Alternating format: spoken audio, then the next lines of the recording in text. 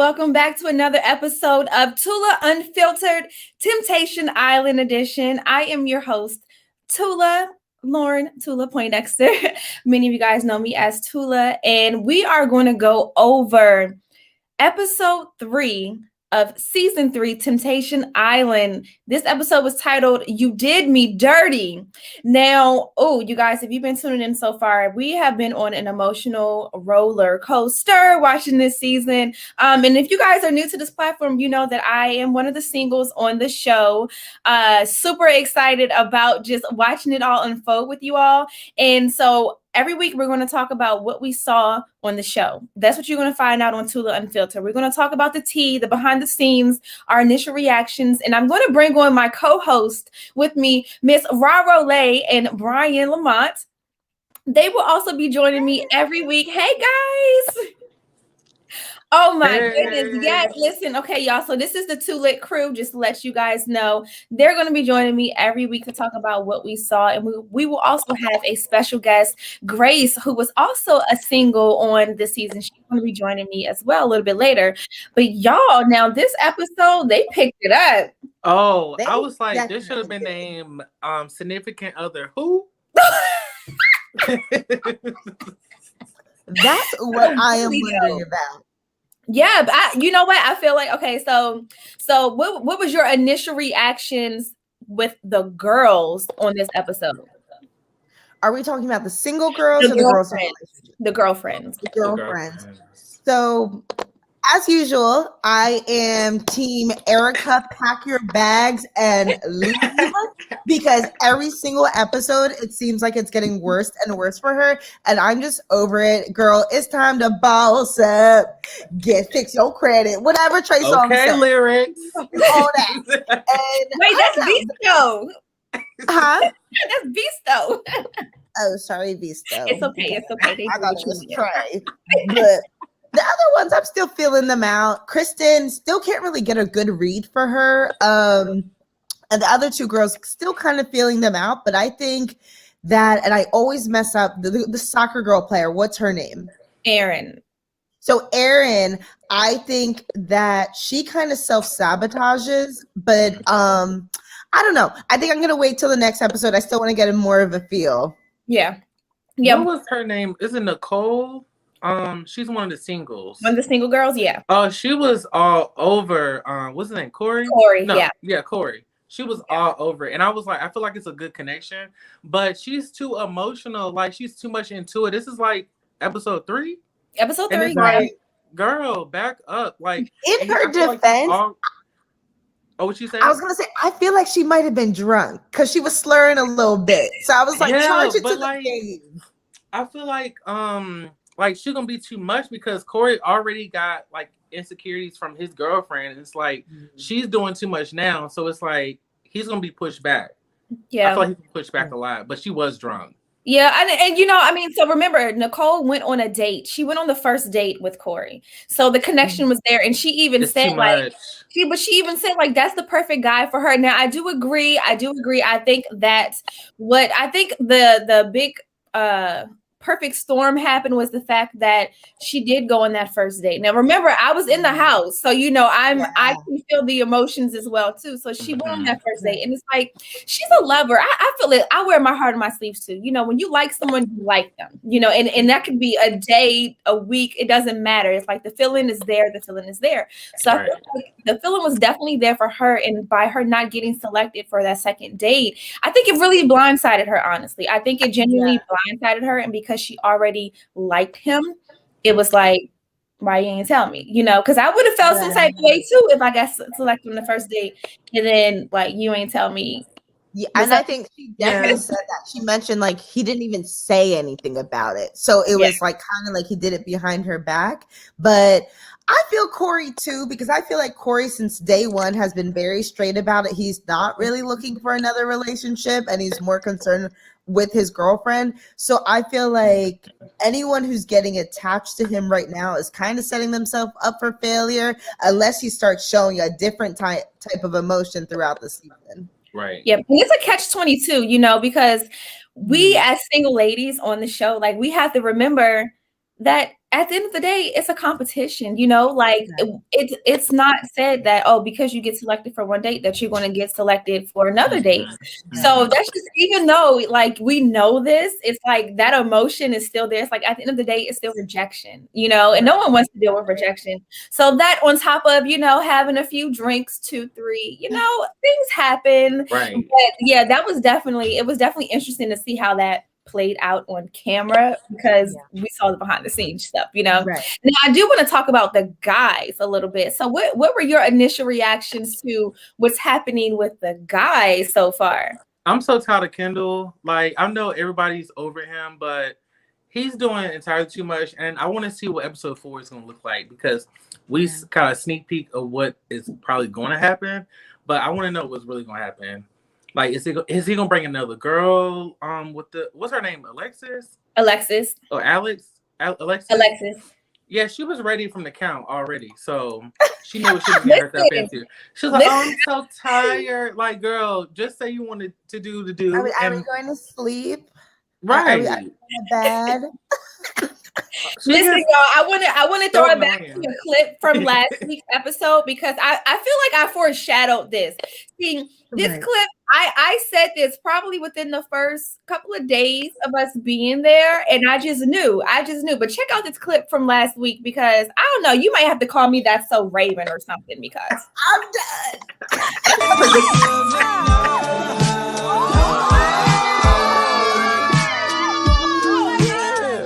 Ready to risk it all.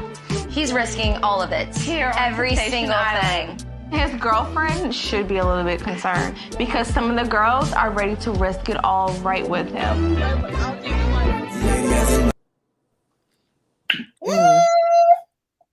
Sip that tea, honey. I told you. I told you. And it's escalated. You definitely predicted that. I did. I predicted it, and I said it. I said it to his face. I was like, I think you here for a good time. Like you yeah, you can see it all in his face. Like, I feel like he's just too vindictive for me, because the thing is, like, if you think about it, right? Even just you and your friends, you would never intentionally just go out of your way to embarrass your friend like that. Like, you would still want them to have some type of dignity, which Erica, I fully think she still does. Obviously, it's because he's just a jerk, but it's just, he just seems like he has this vendetta. He's so vindictive. He has not a care in the world. It's giving me narcissistic. It's giving me self-grandeur, or however you pronounce it. Like, I'm just over him. Like, so irresponsible, so gross, so like, please next. I'm tired of him keep saying, "Oh, this is a pass" or something. Like, dude, you done said that 2 or 3 times. Like, just keep it. Just, we already know that you trash, so just literally just keep it going. Yeah. Gosh. I feel bad for bring him on the episode next time. I don't know, y'all. I don't know. We'll see. He might make an appearance later in the season, but you know what?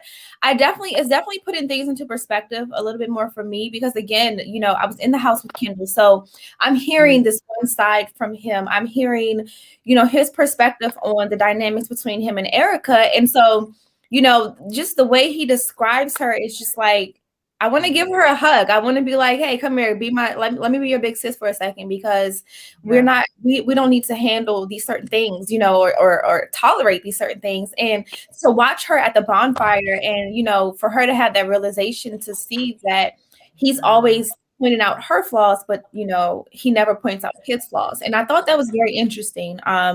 And, you know, and it sucks because it happens in a lot of situations. It does come off as being manipulative. And that's something that frustrated me a lot, because I'm like, what's the whole story? Like, you know, and I do think Kendall has a good heart. You know, I will say that. I've been around him. I spent time with him. I truly do think he has a good heart.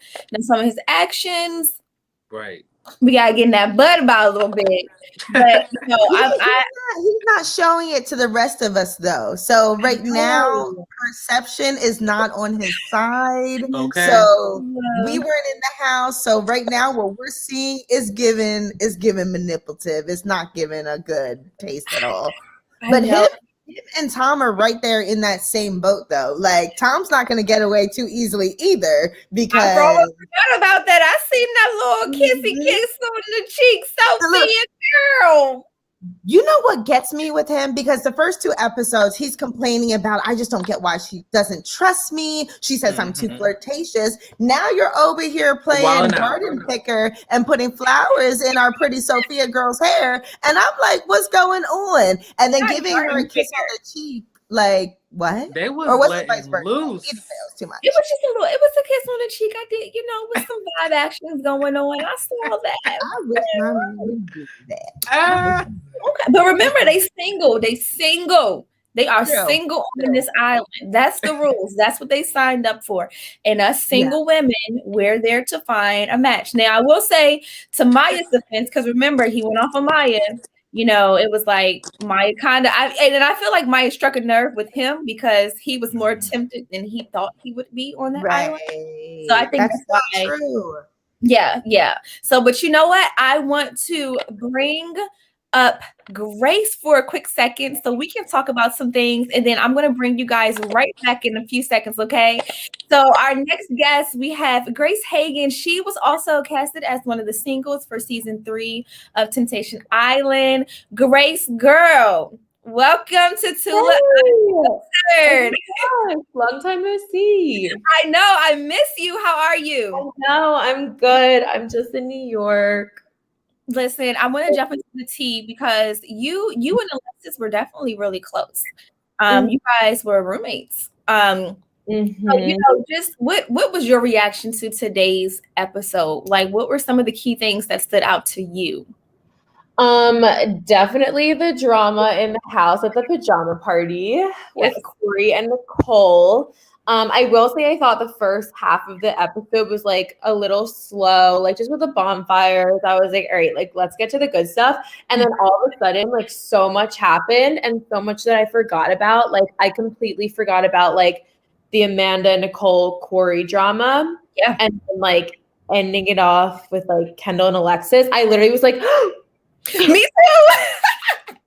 I was watching it like, wait a minute, like that was that night. I don't even like know what the nights are, but at one point, like when Kendall had his hands like on Alexis's butt, I thought he was gonna pick her up and throw her onto the bed. So I was like sitting on my couch, like, oh my God. Yeah. And then it was just like, all right, good night. And then I was like, oh yeah, I remember seeing Alexis that night because we shared a room, and I was like, yeah, she didn't sleep there. I remember. So I have to say, see, I was not around for the drama between Amanda, Corey, and Nicole. Like I saw the aftermath of it, but I didn't see it as it was brewing up. So a lot of people are saying, Nicole, why are you getting so sensitive? And I'm like, you guys, I mean, at the end of the day too, like it's a competition, you want to get selected on a date, especially when you're vibing with someone, so what was your reaction when all that drama took place?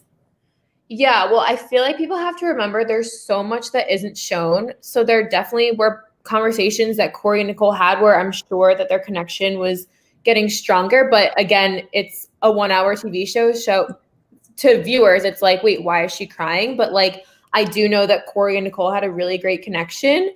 And then yes, at the end of the day, your feelings get hurt. If you're not picked for a date, it's like, what's wrong with me? Like, why isn't my conversation good enough? Like you said, it's a competition and dates are so important because you have that one-on-one time.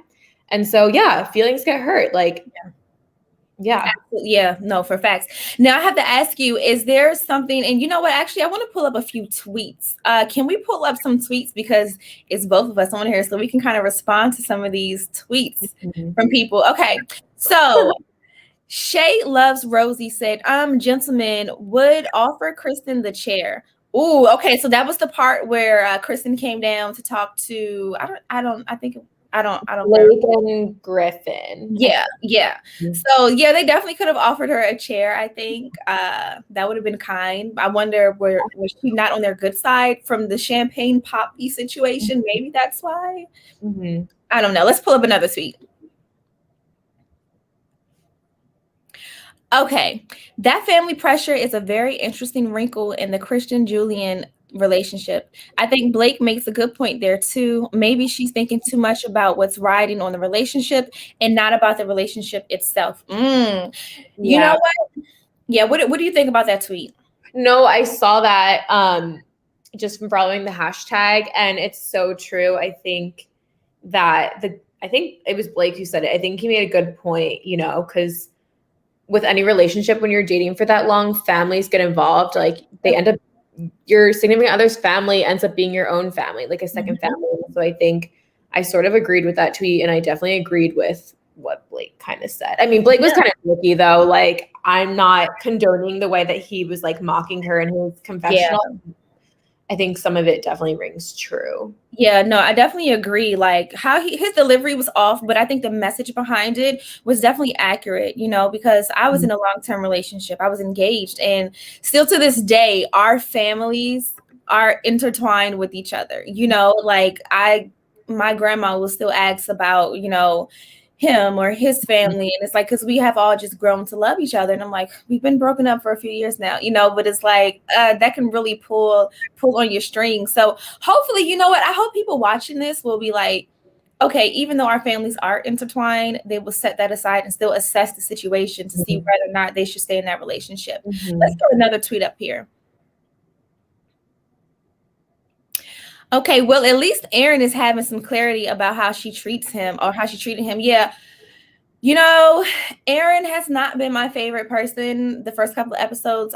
I'm just going to be honest. Like, we heard Corey's reaction and how he described her. And after seeing the show, I was like, okay, this makes sense. Like, she has not been my favorite person. So it was kind of nice to see her kind of have some clarity, like, okay, maybe I need to change this about myself. Like, maybe I'm saying things that's making people feel crappy in a sense.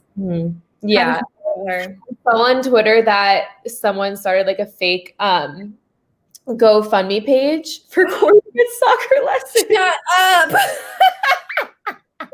It was like, help Corey afford soccer lessons so he can like have conversations with Erin.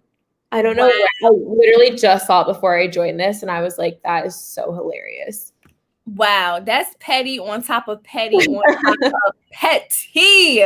Oh my gosh. You know what though? And I feel for Corey, because her picking Griffin really struck a chord with him. And I was, when we had that conversation, me, Amanda, and Corey, I was really proud of him for opening up to us, because I could tell that bonfire was really heavy, and he was carrying the emotions over to the next day. So I really appreciated him opening up, just about how he was feeling, what was going on with that. But yeah, oh my gosh, that whole soccer situation, your own insecurities can definitely play a big role in what you're doing, how you're feeling, and oh Lord.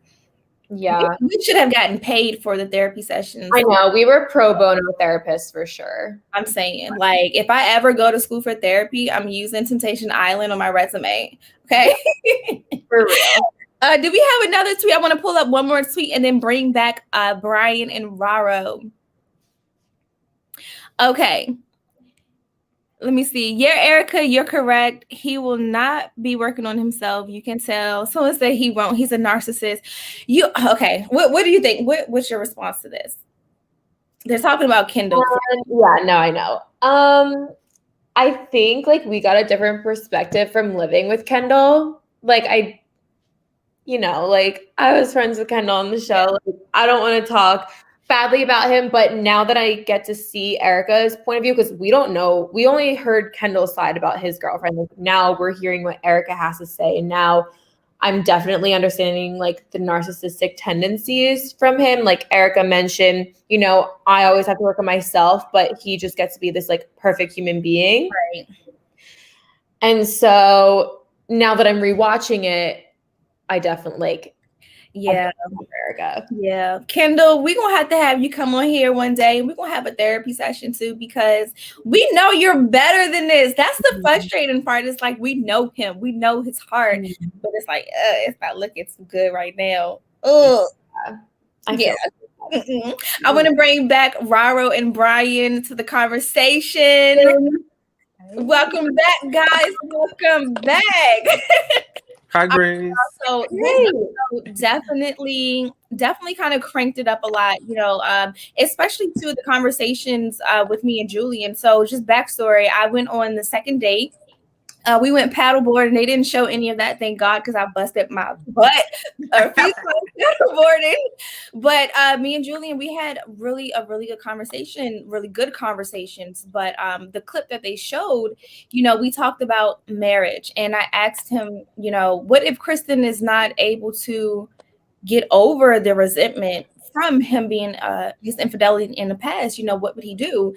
And his answer was kind of like, he has to process that in a sense. It took a lot for him to open up.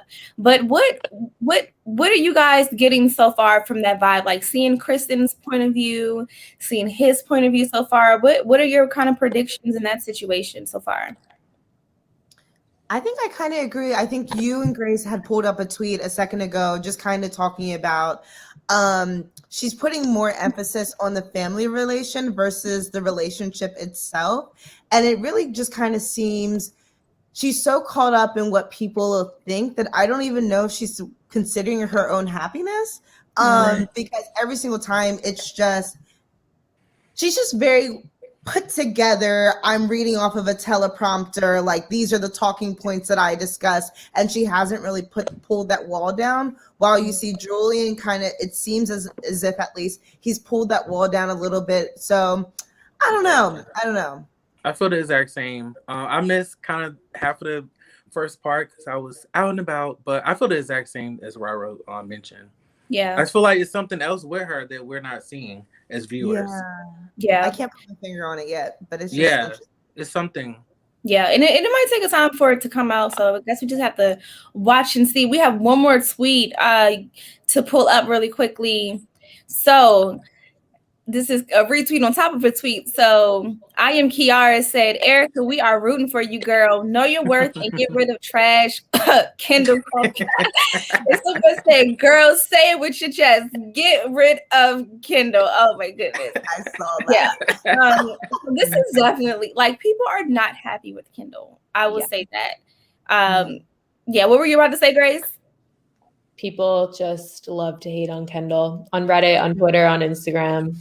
Yeah, he's the villain. He's the villain. He's the Evan of this season, of season 1. Evan, season 2. What was that guy's name? Casey. Everyone compares Kendall to Casey. You think so? I don't think so. I'm just saying Evan, Casey, or no, sorry, not Casey. David. David. That's who I was thinking of. Yeah, David. Sorry. Yeah. Don't even know. baby. We're sorry, Casey. But yeah, people are definitely like Kendall has a target on his back because people are not happy with him, and I can't get mad because of his actions. Let's not make it seem as if, like, at least from what we're seeing, he's put it there so far. Yeah. So and like we didn't get to see him on a day-to-day basis. So from what we're seeing, it's just like he's so indifferent about the girl he's with. Even on the first day, they're sitting there looking at the new girls, and y'all are hot. So obviously everyone's gonna be like, "Ooh, they look fine." But he's right next to his girl at the time. Yeah. Right next to this girl before they separate, and he's making all these cat calls and side comments. It just that was wild. I ain't gonna lie. No. What are y'all predictions for the next episode? What do y'all think we're going to see in the next episode? I personally get real spicy. Yeah. Okay. Rara, what do you think? Yeah, it definitely seems like things are heating up. I'm excited to see that talent show. I want to see what everyone's talents are. Well, that's how me coming in like, yes, we're hosting. I was the MC of the night. Oh my God. Do you remember my talent? Oh my gosh. Wait, don't say anything because we don't want to give any spoilers. No, I'm not. I was about to guess. I do remember your talent. I do remember Grace's talent, and I hope they show it. They have to show it. But yes. To see it. Oh my gosh. Yeah. This I think the next episode is definitely gonna be good. I think that Chelsea is going to let her guards down some more because she has been hinting like, oh, she's thinking about her boyfriend, but Dr. Blake. So I feel like Dr. Blake and Chelsea, keeping my eyes on them. Erica and Jesse, she's feeling Jesse. And I was like, okay. What are your thoughts on Shaquille? Is his name Shaquille? Shaquille and Aaron. How do you feel about Shaquille? Right. I feel like he pinned up a front. I don't know. Maybe just me. Between the wink and the hairline, it's just a no for me. It's he pinned up a front. Yeah. Like, yeah. I'm just... It's his the wink was the wink was cringe for me. Like I was just like I felt uncomfortable. Like I felt attacked. Yeah. And I think obviously in the guys villa stuff is definitely about to spice up, especially between Kendall and Alexis. Like my jaw was dropping for the preview for the next episode and we lived through it. So things are about to spice up. Okay. But I can't wait. I can't wait because look, so listen, y'all make sure you guys watch Temptation Island. It comes on Tuesdays at 10 p.m. Eastern Standard Time. And make sure you guys join us right back here on Tuesday for another episode of Tula Unfiltered. You can follow us all on Instagram. Our handles are right there in our things. Grace, girl, thank you so much for joining us. And Grace, I mean, you guys make sure you follow her because I like Grace. She's pretty. She's smart as well. Gorgeous, like, Grace, listen, she's hilarious. Okay, Grace is one of those girls that is just like, you just like, wait, what did she just say? Like, she's silent. She gets you. Like definitely the one-liners. All right, y'all. Well, listen, until next week, we will be back. And follow us on Twitter, Instagram, subscribe to this YouTube channel for more so you can definitely get our updates. And it's been real, y'all. Woo! See y'all next week. Signing out. Peace. Jinx. Okay, you guys. We're still live.